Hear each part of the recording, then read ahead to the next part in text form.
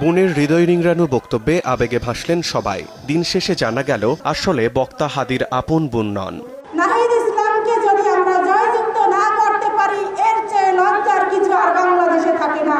জুলাই যোদ্ধা ও শহীদ ওসমান হাদির পরিচয় ব্যবহার করে ভোট চাওয়ার একটি ঘটনা ঘিরে শুরু হয়েছে বিতর্ক।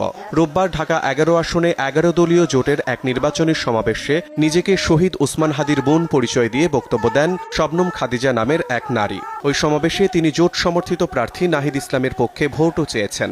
আমরা কি আজকে ওয়াদা করতে পারি নাহিদ ইসলাম এই ১১ আসনে জয়যুক্ত হবে?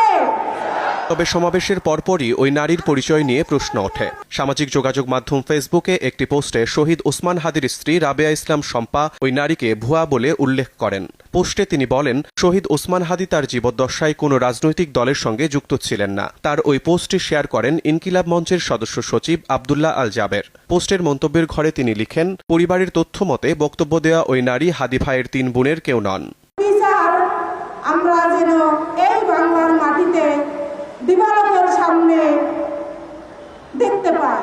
এদিকে শবনম খাদিজা নামের ওই নারী কে বা তার প্রকৃত পরিচয় কি সে বিষয়ে এখনো নির্ভরযোগ্য কোনো তথ্য পাওয়া যায়নি। সম্মিলিত প্রতিরোধে ফ্যাসিস্টরা পিছু হটতে বাধ্য হয়েছিল। শিমুল হোসেন, সময় সংবাদ।